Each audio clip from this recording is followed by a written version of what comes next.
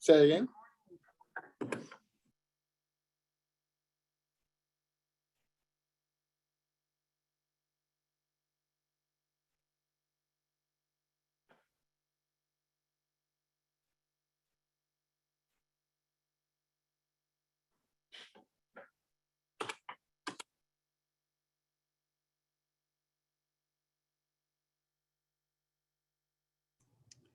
Is this the first curriculum and innovation committee meeting, or and Eldred? Yeah, you this can is. nominate yourself. You've got a quorum, and you can go for it.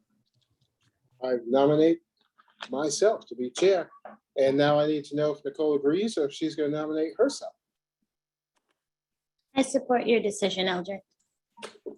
You are the best. Thank you. All right, so we'll update Pat when she joins us. So we now have a chair of the Curriculum and XYZ Committee for 2021-22 school year.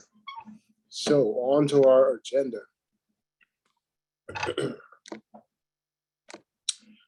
As usual, we start with public comment. Tricia, is there anyone here who would like to speak to us as a public, as a member of the public?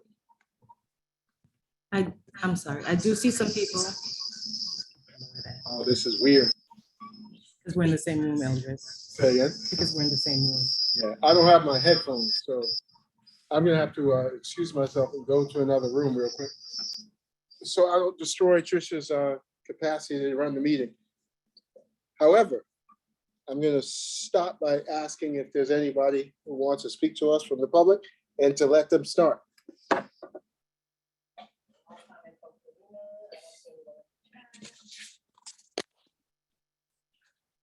No one signed up? That would be first. I'll join back in a second. Right.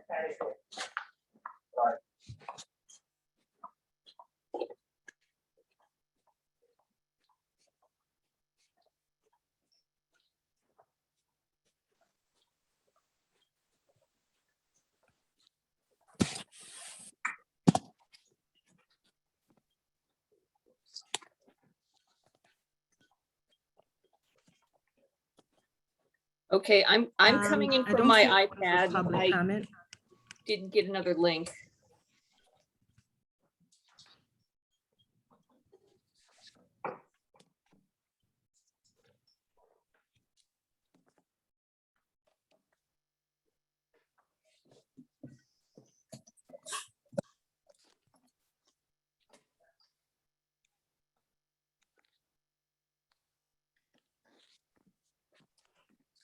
Okay, I think we're ready now. I'm not going to destroy Tricia's capacity to run the meeting. And so no public comment. We've elected a chairperson. The next thing we're on to, Pat, hey Pat, is going to be Hi, a Eldred. discussion of our priorities for this year. So I'm going to try and reset where we are, what we've done. Ask our leaders to chime in if I miss anything huge. And then we can start discussing what's next. So I don't know, we've done a lot. And I've devoted myself to trying to keep this simple so we don't get overwhelmed with where we are. And from my perspective, what we've been focusing on is our three main priorities.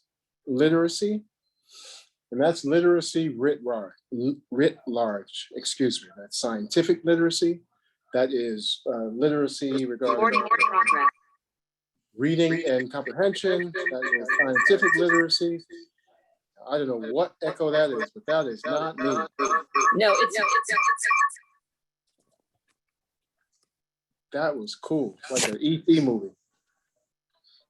All right, so literacy, the implementation across the board, done well, hopefully, regarding an anti-marginalization, an anti-oppression, an anti-racist curriculum that no longer centers the single story.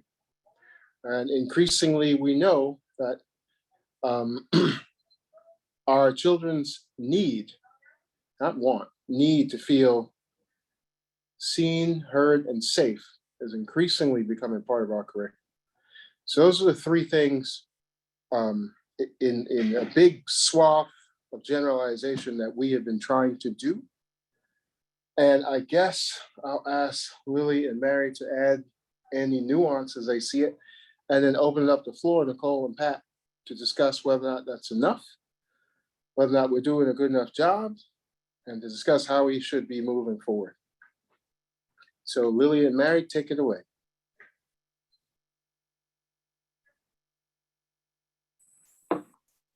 I'll just jump in to add that within literacy, the framework of Dr. Goldie Muhammad's historically responsive literacy approach that looks at skills, criticality, intellectualism, intellect, and joy would be one thing I would add to our conversations of literacy, that we're looking at it or suggest that we look at it through her framework.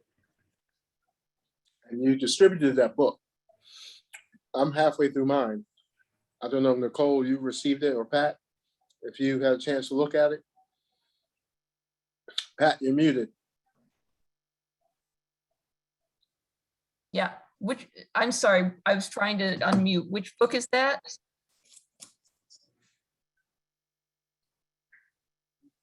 Yeah, I have started. I have not gotten very far. I did receive my copy. We can also send out a podcast that's helpful, that really provides an overview. It's actually, Dr. Muhammad talks about layering text, and Mary's been really good about, I think, helping us as an admin team think about layering text and how we're actually doing that. So Mary, maybe you or I could send that out to folks as well. Mary, would you be able to give us an update on, and all of the years are all convoluting into one, but at one point we had discussed that the district / you were going to launch a new platform, a reading platform for all teachers in terms of how to teach reading. Are there any updates that you'd be able to provide on that? Yeah, absolutely.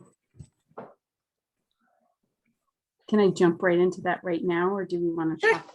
Okay. All right, so we are using Really Great Reading, which the process for determining that was multi-year, with lots of input from reading specialists in our community that families hire to tutor, reading teachers, general education teachers, special education teachers, K-12. And so Really Great Reading was piloted in a couple of elementary schools. Last spring, all special education teachers and reading teachers, kindergarten and first grade teachers and second grade teachers were offered paid time to go through the modules that explained the approach in the science of reading. They were 5 hours of, it is 5 hours of asynchronous training that you can do at your own pace and stop at any moment along the way and submit timesheets for completing those, followed up by Q&A sessions that are facilitated by the consultant we're working with from Really Great Reading, named Robin Moody. So at this moment in time, we had those in the spring, that option. We had a second round in the summer, knowing that people might have more bandwidth in the summer. And the third round of training was offered this fall. We just had another Q&A session today. So right now, all kindergarten and first grade classrooms across our district are using Really Great Reading. Second grade, we have all elementary schools, but one is using it for first instruction. And then we have some classrooms, because of the unfinished teaching of learning the last year and a half, we have third grade classrooms across the district and fourth grade classrooms using Really Great Reading for first instruction, while also offering their intervention program. And that is being used in DeWitt, Boynton, and the high school. I'll pause there for additional questions about that. So a follow-up question for me is, as we think about our equity report card and where our students are falling within their reading, do we have a plan in terms of how to evaluate if this program is actually working for our students and our kids? And are we marking any goals that we hope to hit each year? That's a really great question. So Really Great Reading has an assessment matrix that is very user-friendly for teachers, in that it shows them here are the skills and the components of decoding, specifically blending, that would be helpful for the student that we want to make sure we teach. So within the program, there are those assessments. We are still using Fontes and Pinnell. We updated the edition that we're using to the 3rd edition, K2, and we'll be using the 3rd edition, 3rd through 5th grade, offering trainings this late spring. It's a phased approach for that. And so we would hope that we would see a shift in all students being able to access multi-levels of text and layers of text, and that would be reflected in the equity report card after implementing this high quality first instruction in kindergarten, 1st and 2nd grade. And there is also a program for pre-K that 2 pre-K teachers wanted to pilot, and we said, yeah, go for it. It's called Launchpad. I mentioned that 'cause you might hear families and caregivers might hear kids talking about the program. So Launchpad is pre-K, Countdown is kindergarten, Blast is 1st grade, and HD Word is 2nd through 12th grade.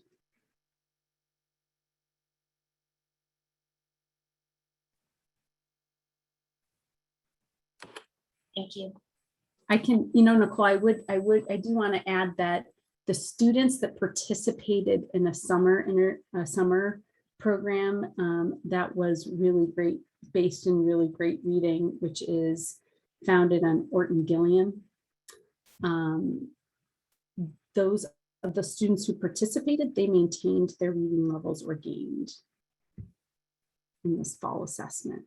So that is one snapshot that we took, but we need to take a longer approach to assessing it.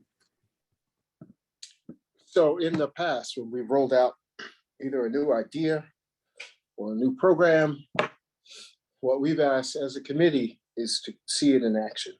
And we'll probably have that discussion about all of these efforts when the agenda moves to next steps, but just keep that in mind.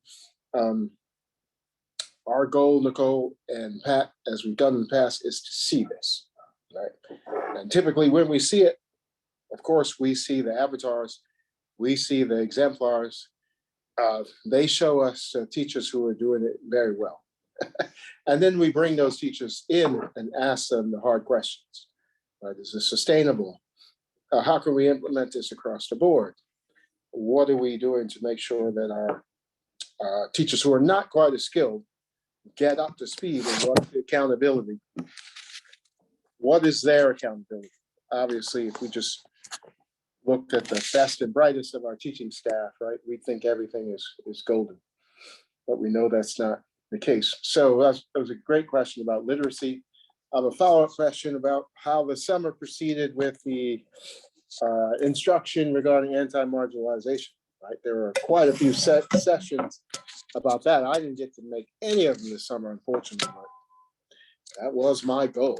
So how did those go, and where are we at with spreading that good news across the district?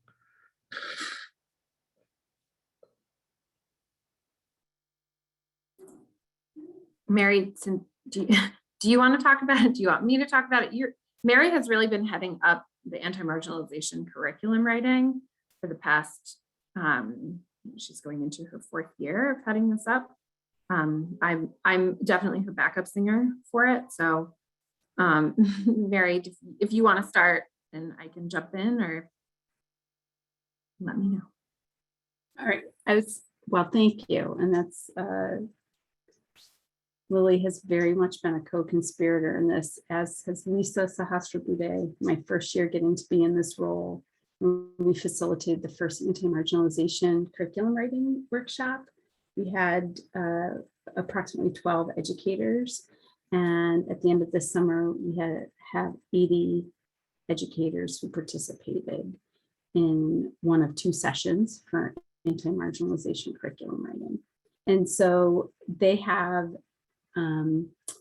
touch points in working with the equity consulting group to review their work, and they've been sharing their case studies with us so that they can continue to revise and polish them so that we can start sharing those out. Our goal being at each grade level and in subject areas across disciplines, there will be exemplar case studies published on our website for teachers to reference. And so we have October 22nd is coming up. That's going to be an opportunity for teachers to gather, talk about if they have implemented their case study or if they're about to share out the learning. One important piece is our template has evolved. So the template, we're really using Dr. Goldie Muhammad's framework. And how is this unit of study engaging students and questioning the world around them? What are they going to do to make it better or to solve the challenge? And how is the actual case study making them smarter? And those are explicit in the anti-marginalization curriculum writing template that we're asking people to use. We gave a couple of formats. We gave 2 choices. So they did have some choice, and that has been, I think, powerful. What did I miss, Lily? Nothing really. I mean, I might add to that.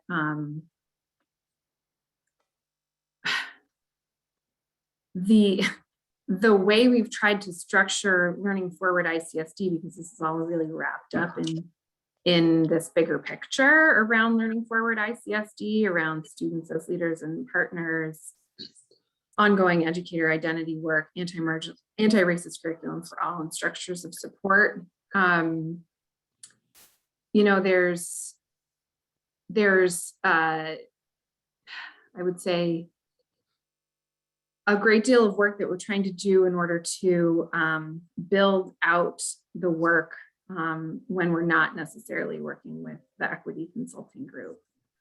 So that means that our teams are going back and they're planning, all right, how am I going to bring this back to my PLC and push my PLC to engage differently with kids and engage differently with the curriculum. So instead of teaching about, you know, urban, rural, and suburban, instead we're taking, for second graders, we're taking the concept of redlining, and we're actually teaching kids about what has occurred in our worlds, and not just teaching urban, suburban, and rural in a vacuum, right?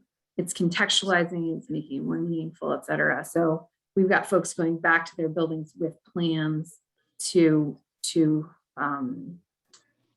I don't want to say infiltrate, to motivate, to shift the way that some of the curriculum is happening.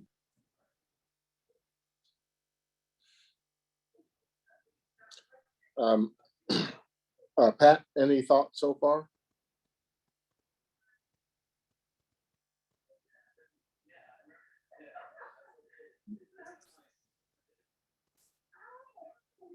I think we are, I think A, I need to catch up on my reading, and B, I think this is a good plan moving forward. I'm particularly interested in the kind of lifelong social and emotional learning that we're trying to instill into the curriculum. I think that's super important for kids of all ages. You know, as we're talking about this, I am reminded that ours is a very transient community in the sense that people move in and out, and we think about what we want to do for kids for all 12 years, 13 years counting kindergarten, 14 or 15 counting pre-K, and we don't have a lot of them for that amount of time. And so, you know, the building is important. I would be interested in at some point, not necessarily right away, about what would we be doing to get kids kind of up to speed as they come into the district. That's my only thought right now. Yeah, that's a good one.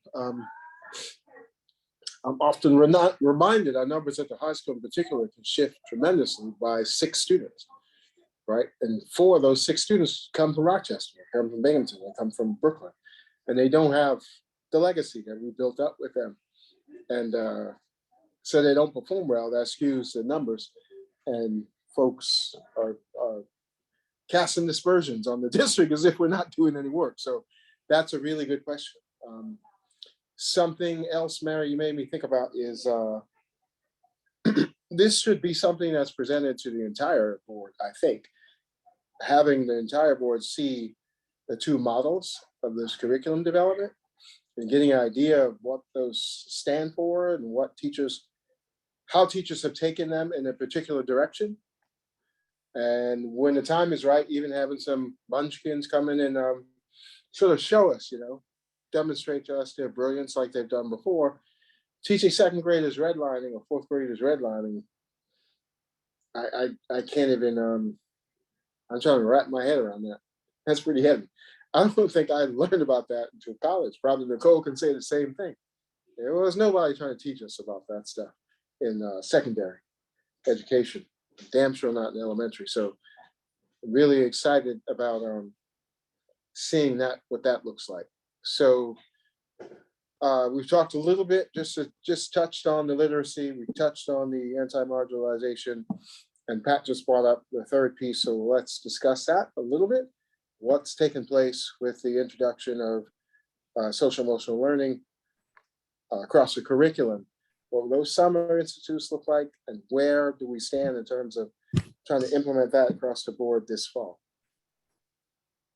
That's a great question. So this summer, Tara Kaiser and Erin Hannes co-facilitated multiple workshops on integrated social emotional learning to support pre-K through 12th grade. And within that, their design and recommendations for that 2-day workshop came out of the spring integrated SEL PLC that Jennifer Gondek and I facilitated. It had participation from social workers, school psychologists, school counselors, and leaders from the original ruler implementation team in our district, which every building has a ruler leadership implementation team that has a general education teacher, a mental health staff, and the building principal. And so what we're looking at right now, today I was at DeWitt, Tara Kaiser was reviewing what their home base looks like and how they're infusing social emotional learning daily in the home base structure. And she said, I would love to share this out. What are the structures like Connect with a Counselor at the high school that was launched last week to open up time so students know when they have access to their school counselors. So I think in addition to that, the Ithaca High School team being led by Eva and Lynn about what are prompts that can be used throughout the day, throughout classes. How is this overlapping with health curriculum? How is this overlapping in our PE curriculum around self-care? It's really requiring all educators to take a look at their content area and see where in this content area in my discipline at the secondary level, do I have an opportunity to integrate social emotional learning? And those are the those are the conversations our department leaders are engaging the departments in, which is powerful.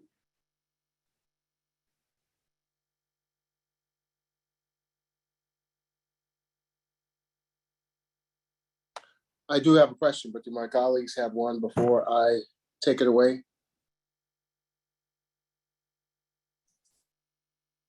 I'm just gonna make a comment that in about 10 minutes, I have to leave my house to get down to the board building. So I will have to sign off.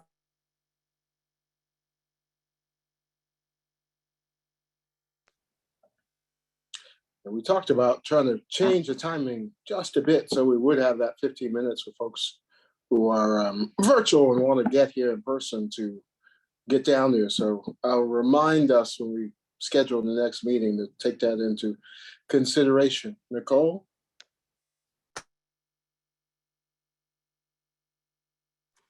I don't have anything right now.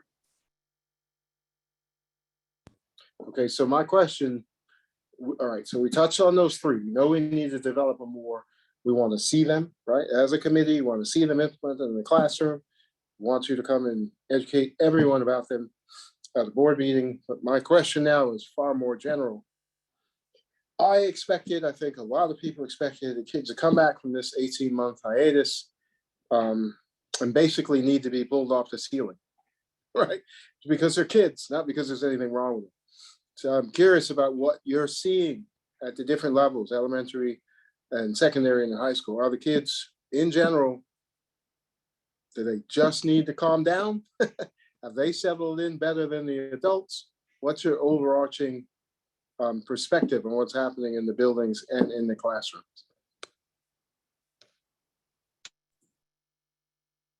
I'm happy to start, and then Dr. Brown and Mary, I know, would probably be happy to jump in as well. My apologies in advance if you hear a 2-year-old who is right by me, who's dealing with some sickness. I was having a conversation with the Equity Inclusion Leadership Council on Thursday, and we were talking about generally like, how are the kids doing, right? And the answer is many are really thrilled to be back in person and to have the energy and the connection that comes with that in-person learning environment. Some kids are not okay, right? And are definitely struggling. Some kiddos have been online for a year and a half, right? Or they haven't been in a traditional school setting for a year and a half. And then there's a whole spectrum in between, right? There's truly, right? And that's, in some regard, that's always the way that it's been, right? And I think for us now, we are, we certainly went in with plans to make sure that our curriculum and our pedagogy could be as flexible and responsive to what kids needed, right? And well planned in a way that aligns with our values and our vision around anti-marginalization curriculum and culturally responsive practices. And we're finding at times we have to pivot, right? Or we have to do something different, to do something more. We have to shift up our approach in order to support kids better. So that's an honest answer, E. I think when I walk the halls, I see way more smiling eyes and kids who are like, oh my gosh, it's so great to be back. And that's really heartwarming and exciting. And some of the kiddos that I've had from Northeast who, when I was their principal long ago, who transitioned to 9th grade, you've been talking about, I love that my first homework assignment was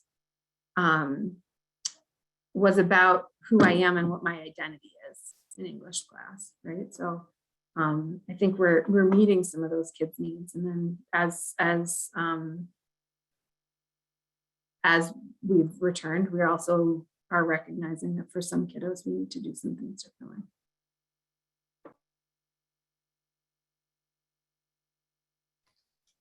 Well stated, Lily. Ditto. And I would add, this is the work. It's much similar to what we were dealing with and navigating before the pandemic. And there's some things that are unique, as Lily was talking about. So yeah, no, we're back in, and it's fast paced, and there are various needs.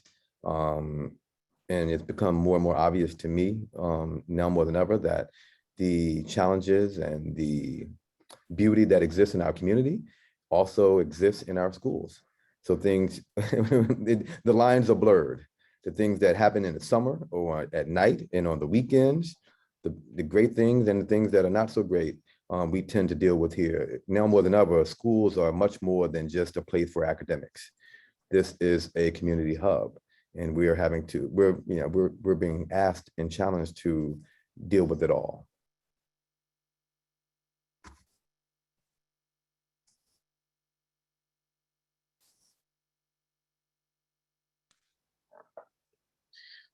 Yeah, I don't think we can do anything more, to be honest.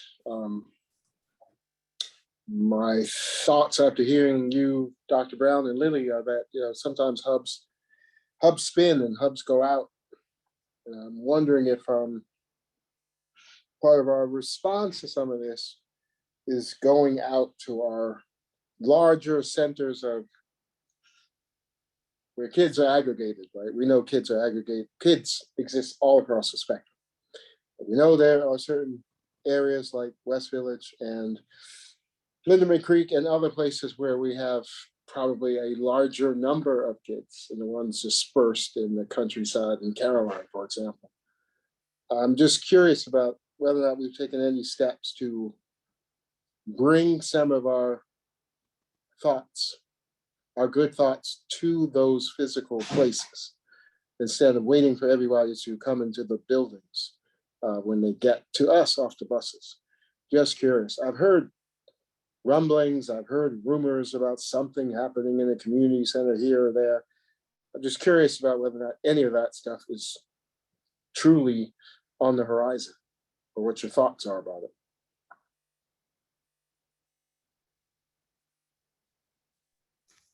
Yeah, I mean, the community school is on the horizon. I think we were well down the path of talking about what that would look like for us to do more outreach and for the community to come into our schools more often.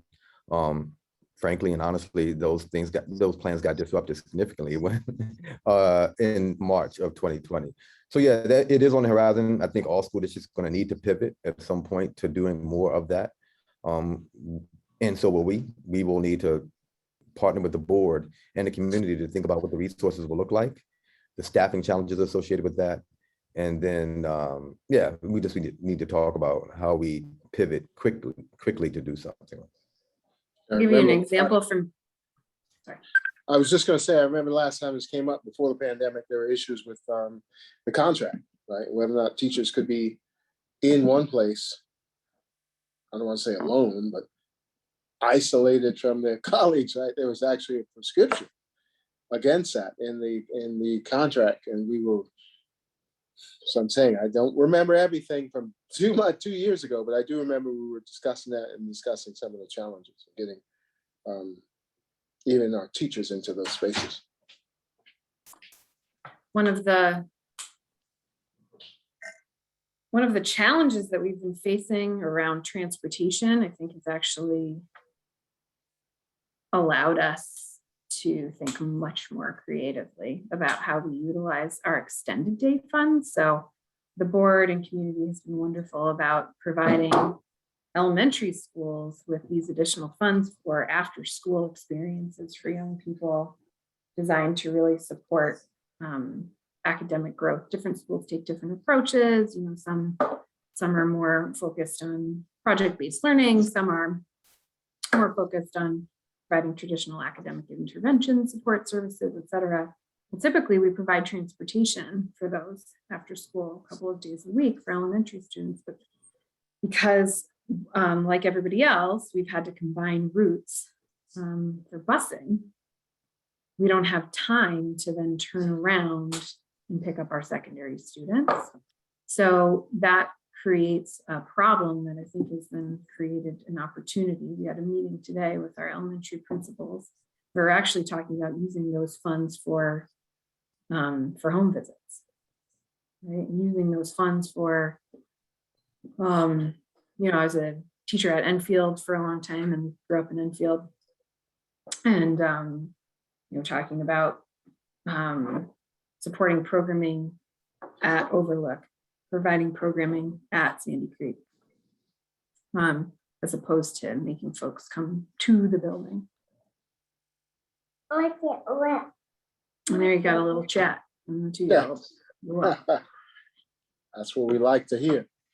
All right, so I'm gonna ask Nicole and Pat again if you guys have any thoughts, because what we're gonna move to next is a discussion about action items, next steps, how we move forward, what do you want to see.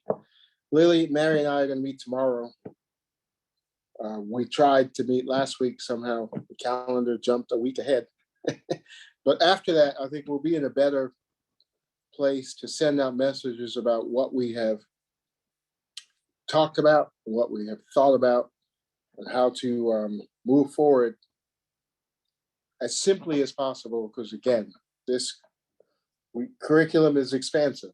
I think the simpler we can make this and the more focused, the better the results we'll have as a team, and the more we'll learn about what's working and not working in our school district.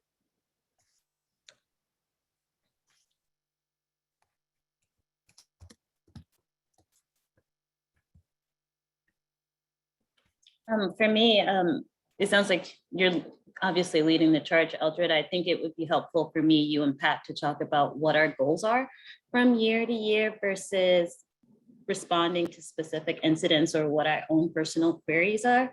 As we think about coming out of a pandemic, I think thinking about our students going from the 4 block that they had to the now 8 block, hearing how that transition is going, how we're supporting students would be really helpful. Thinking about students stating being sexually harassed, how we're talking about consent, how we're talking about sexual violence, how we're incorporating that, whether that's in health class or in gym, where's that conversation appropriate? I think that would be helpful looking towards the year. All right, I'll try to get us 3 together, maybe over coffee or something, so we can discuss what's on everybody's brains. You brought those things up before, Nicole, and neither of them have been specifically addressed by this committee in the past. So if it's time, and we need to factor that in. So yeah, let's see if the 3 of us, you, me, and Pat, can get together. And I will still meet with Mary and Lily, and we'll bring these thoughts into the same, we'll get them all on the same page so we can march forward.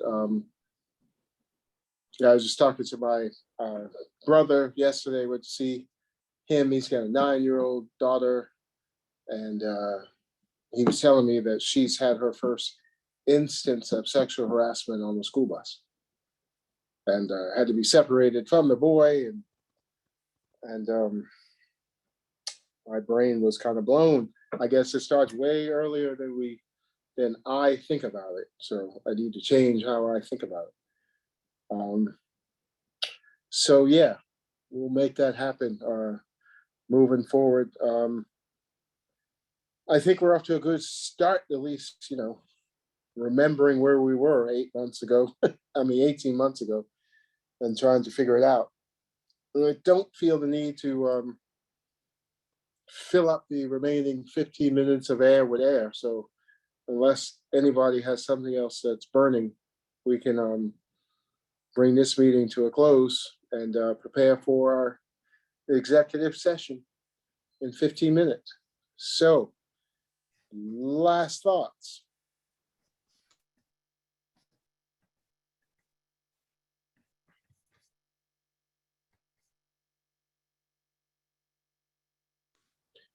Wow, silence in the group with all this brain power. Impressive. All right, guys, we're gonna bring this meeting to a close. And Rob just walked in, so now we're in. Now it's a party.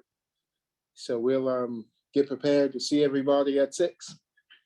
Thank you all, and Nicole, expect to hear from me about getting the 3 of us together. All right, thanks, everyone. See you soon. Bye.